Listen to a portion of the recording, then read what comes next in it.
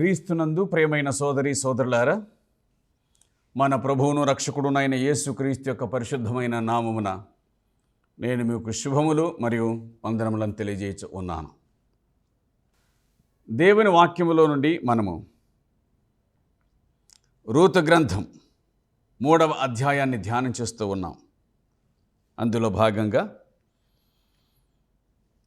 మొదటి 3 వచనాల వరకు మనం వచ్చాం. ఈ 3 వచనాలలో నయోమి రూతునకు చెప్పిన సంగతులు, ఇచ్చిన ఆజ్ఞ మనము విన్నాం. నయోమి రూతును పిలిచి, నీకు మేలు నేను విచారించాలి, నీ విశ్రాంతిని విచారించాలి అని చెప్పి తాను ఏం చేయాలో ఆ సంగతిని చెప్పింది. స్నానం చేసి తైలం రాసుకొని మంచి వస్త్రములు కట్టుకొని బోయజు కళ్ళమునకు వెళ్ళు అని ఆజ్ఞాపించింది. ఈ మాటలు చదువుతూ ఉన్నప్పుడు నయోమి బోయజునకు ఒక ట్రాప్ వేసిందేనేమోని, లేక బోయజును ఆకర్షించడానికి ప్రయత్నిస్తుందేమోనని, లేక బలవంతంగానైనా సరే బోయజును తన కోడలికి చేసుకోవాలనే ఉద్దేశంతో ఆమె ఈ మాటలు చెప్పిందేమో.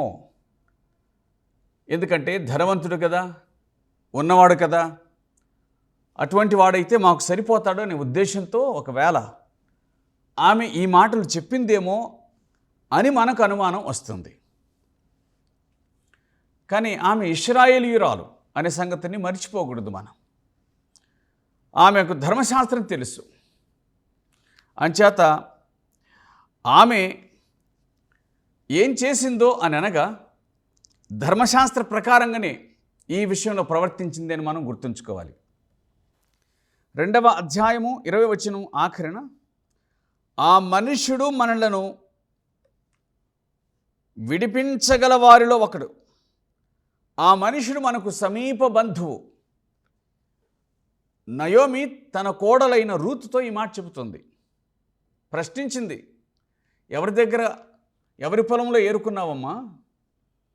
ఆ మనుషుడు దేవుని చేత ఆశీర్వాదం నొందునుగా కానీ ఈ మాటలని చెప్పగా, అప్పుడు రూతు ఆ పొలం బోయజుది, నేను బోయజు పొలంలో ఏరుకున్నానని అనగానే, ఆ మనుషుడు మనకు సమీప బంధువుడు, మనలను విడిపించగల వారిలో ఒకడు అని చెప్పింది.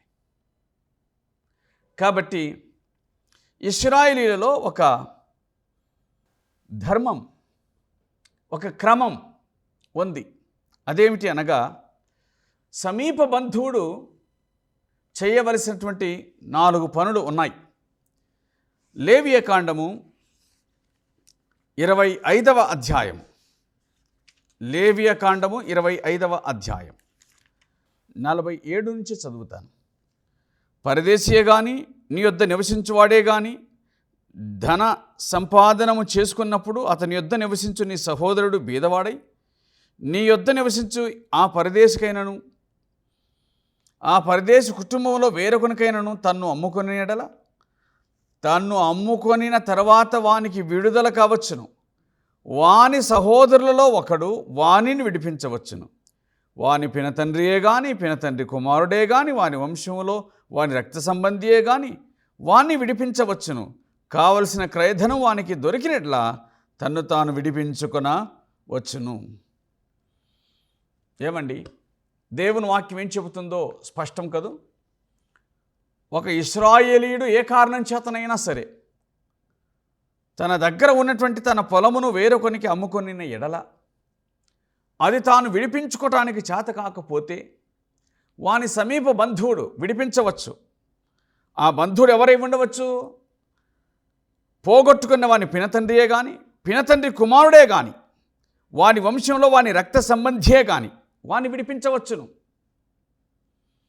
అందువలన బోయజు మనకు సమీప బంధువుడు అని నయోమి రూతుతో చెప్పిన మాట ప్రకారంగా వారు పోగొట్టుకునే దాన్ని మరలా తిరిగి విడిపించగలిగిన సమర్థుడు బోయజు, సమీప బంధువుడు.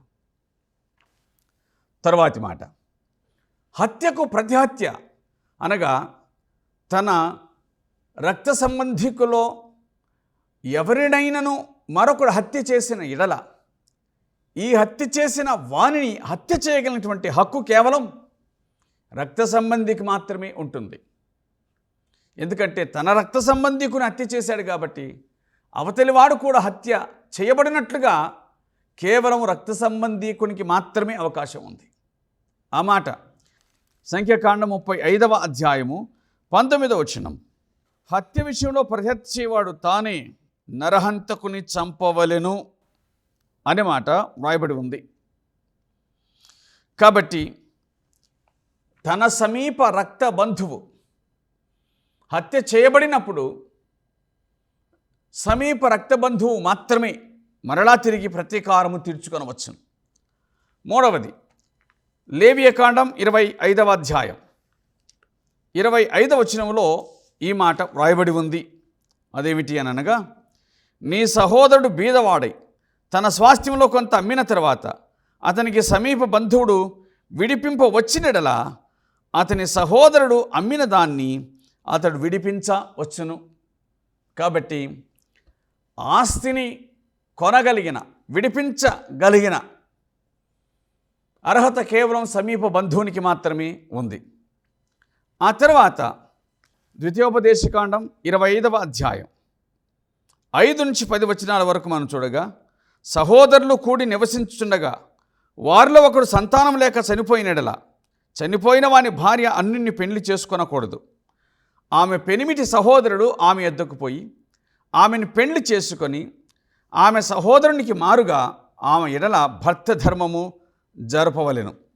చనిపోయిన సహోదరుని పేరు ఇశ్రాయేలీలో నుండి తుడిచివేయబడకుండానట్లు ఆమె కను జ్యేష్ఠ కుమారుడు చనిపోయిన సహోదరునికి వారసుడిగా ఉండవలెను. ఇది దేవుని వాక్యం మనకు చెబుతున్నటువంటి విషయం. సమీప బంధువుని యొక్క 4 సంగతులు: అతడు విడిపించువాడు, అతడు ప్రతీకారం తీర్చుకున్నవాడు, అతడు ఆస్తిని విడిపించువాడు, అతడు చనిపోయిన వాని యొక్క పేరును నిలుపువాడు.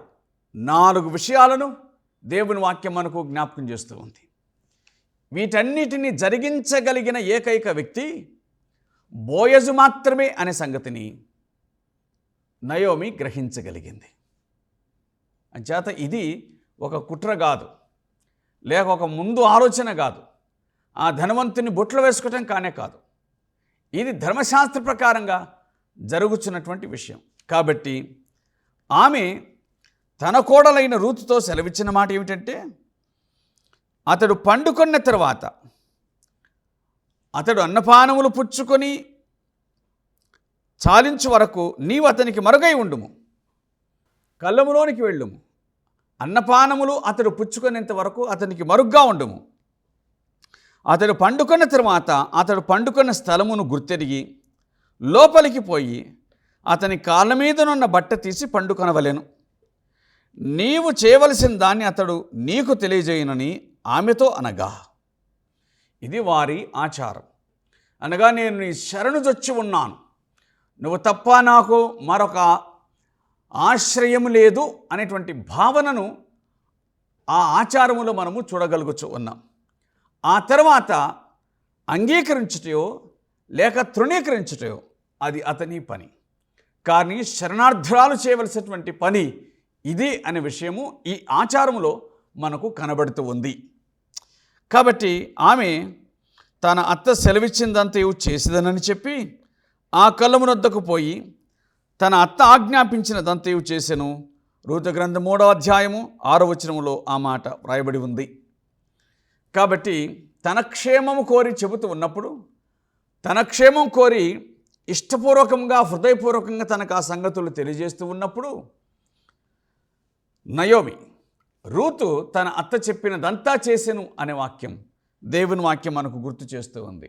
కాబట్టి ప్రియులారా, ఇదంతా కూడా ఏమిటి అనంటే, దేవుడు ధర్మశాస్త్రం వారికి ఆజ్ఞాపించినటువంటి విధులు, వాటిని నిర్వహించవలసినటువంటి పని ఆయనను ఆశ్రయించిన వారికి ఉంది అనే సంగతిని గుర్తుంచుకోవాలి. రూతు గ్రంథం 3వ అధ్యాయం 7వ వచనం.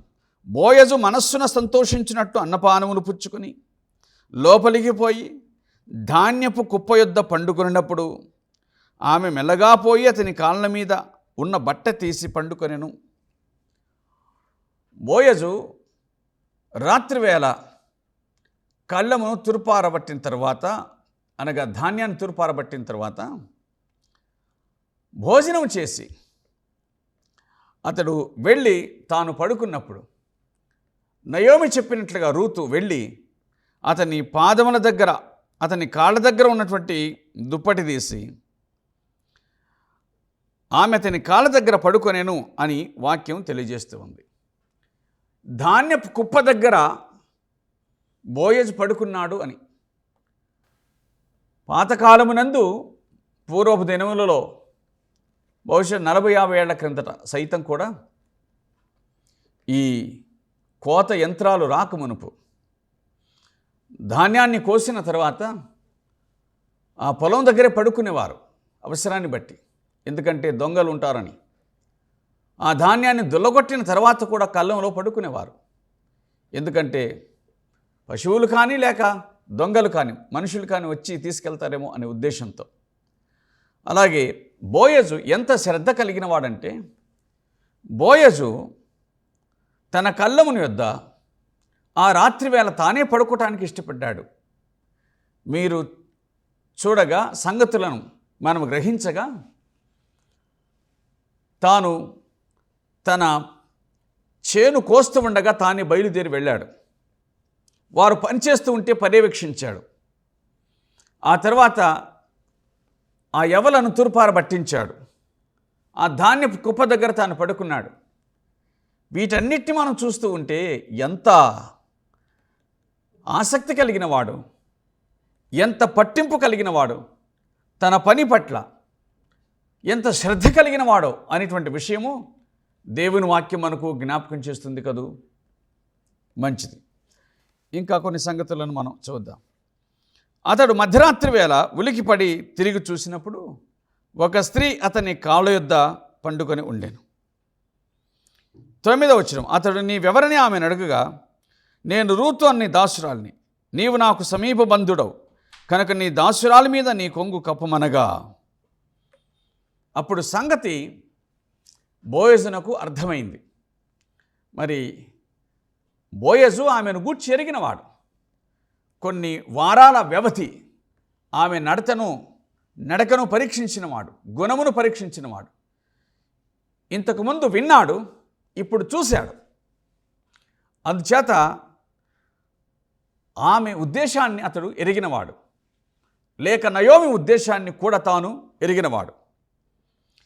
అతడు అర్ధరాత్రి చూసినప్పుడు ఉలిక్కిబడి లేచి, ఎవరు నువ్వు అంటే ఆమె సంగతిని తెలియజేసింది.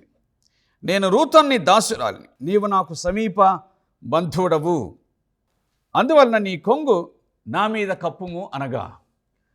ఈ మాటలన్నీ కూడా బాంధవ్యానికి సూచనగాను, అలాగే సామీప్యతకు సూచనగాను, లేక నేను నీదానను అని అనడానికి చెప్పడానికి సూచనగాను ఈ మాటలు కనిపిస్తూ ఉన్నాయి.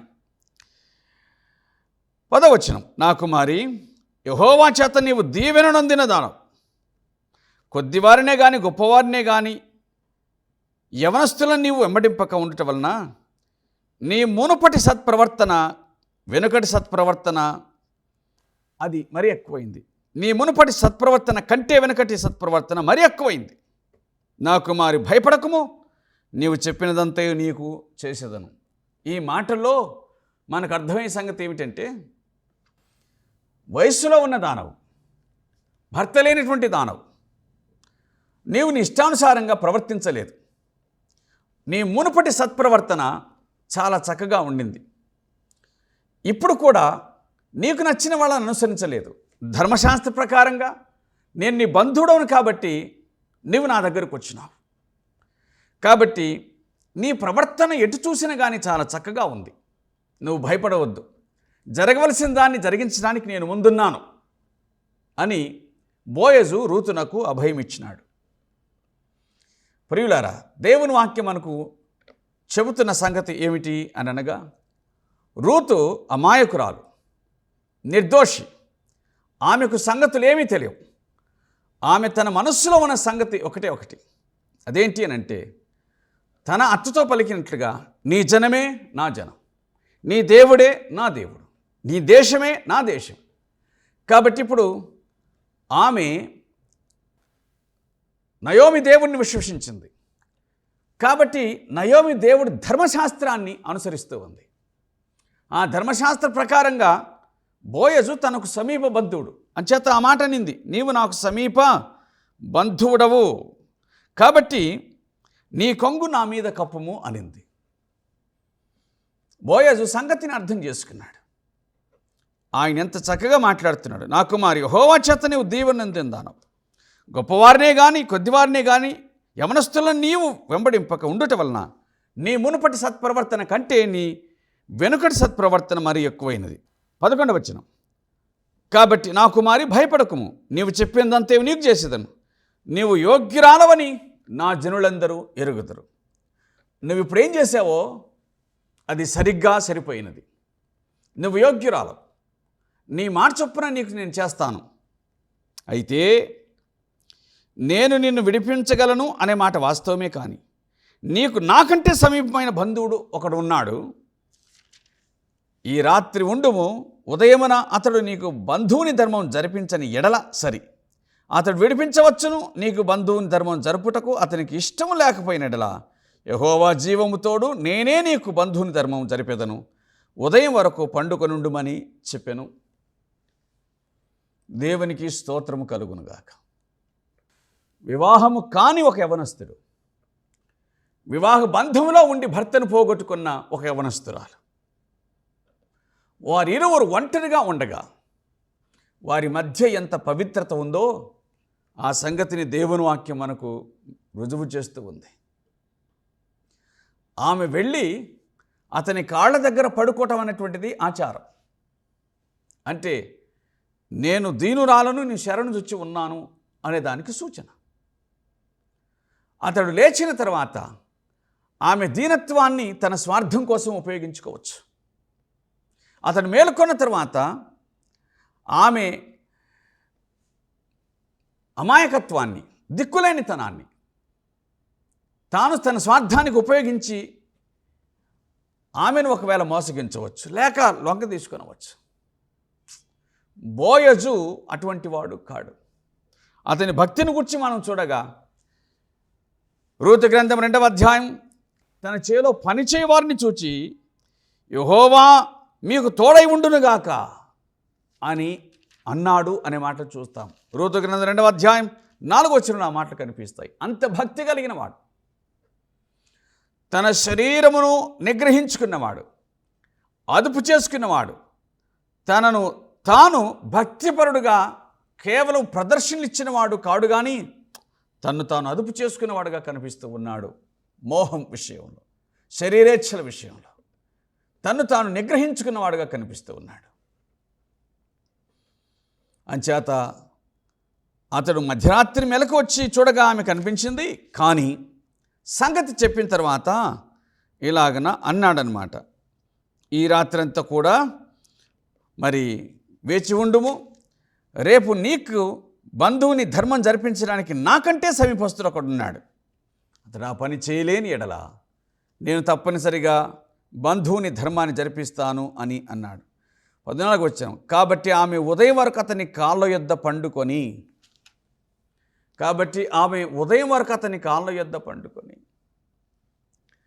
ప్రియులారా, యవనస్తులు అనేక మంది ఉన్నారు. నేటి సమాజం ఎటువంటిది అని అనగా, వివాహమైన వారు, వివాహం కానివారు అనే తేడా ఏమీ లేకుండా కామంతో రగిలిపోయేటువంటి సమాజం. ఒకరి కోసం మరొకరు తమను తాము అప్పగించుకునేటువంటి సమాజం. వివాహ ధర్మాన్ని మర్చిపోయి, తాము వివాహ బంధంలో ఉన్నామనే సంగతిని మర్చిపోయి, తమ దేహాలను మరొకరికి అప్పనంగా అప్పగించుకునేటువంటి దినాలు ప్రస్తుతం మనం చూడగలుగుతున్నాం సమాజంలో. తరాలు ఎన్ని గతించినప్పటికీ కూడా పరిశుద్ధత విషయంలో దేవుని వాక్యం చెప్పేది మాత్రం ఒకటే సూత్రం, భక్తి కలిగిన వాడు, భక్తి కలిగిన స్త్రీలు వారు తమను తాము భద్రం చేసుకున్నారు, కాపాడుకున్నారనే విషయం దేవుని వాక్యం మనకు జ్ఞాపకం చేస్తూ ఉంది. అంచేత వీరిద్దరిని చూసి నేర్చుకొనవలసిన సంగతులు, వివాహము కాని వారు, వివాహమైన వారు, తమను తాము నిగ్రహించుకొనవలసిన ఆవశ్యకత, వివాహం కలిగిన వారు, వివాహం లేనటువంటి వారు, ఈ ఇరువురిని చూసి నేర్చుకునవలసిన సంగతులు ఉన్నాయి. విశేషించి పవిత్రత విషయంలో, దేహ పవిత్రత విషయంలో అనే సంగతిని మనం జ్ఞాపకం చేసుకుందాం. రాత్రి తెల్లవారు వరకు, ఉదయం వరకు ఆమె తన కాళ్ళ యొద్ద పడుకొని, కేవలము ఇది ఒక ఆచారాన్ని ఆమె అనుసరించింది, కానీ ఆమె మనస్సులో ఎంత మాత్రమే కానీ త్వరపడింది కానే కాదని దేవుని గ్రంథము జ్ఞాపకము చేస్తూ ఉంది. ప్రియులారా, 14వ వచనం, ఒకని ఒకడు గుర్తించుపాటి వెలుగు రాకముందే అప్పుడు అతడు ఆ స్త్రీ కళ్ళమునకు వచ్చిన సంగతి తెలియజేయకుడని చెప్పాను. ఈ విషయము ఇతరులకు కూడా తెలిసిన సంగతి కాబట్టి తన పనివారితో సహా ఈ సంగతిని ఎవరికి తెలియజేయకండి అని అన్నాడు. 15వ వచనం, మరియు అతడు నీవు వేసుకున్న దుప్పటి తెచ్చి పట్టుకొనమని చెప్పగా ఆమె దాన్ని పట్టుకొని అతడు 6 కొలల యవలను కొలిచి ఆమె భుజం మీద ఉంచగా ఆమె పురములోనికి వెళ్ళెను. 16వ వచనం, ఆమె తన అత్త ఇంటికి వచ్చినప్పుడు అత్త, నా కుమారి నీ పని ఎట్లు జరిగినని అడుగగా ఆమె ఆ మనుషుడు తనకు చేసినదంతయు తెలియజేసి నీవు ఒట్టి చేతులతో నీ అత్త ఇంటికి పోవద్దని చెప్పి అతడు ఈ 6 కొలల యవను నాకిచ్చినని అనెను.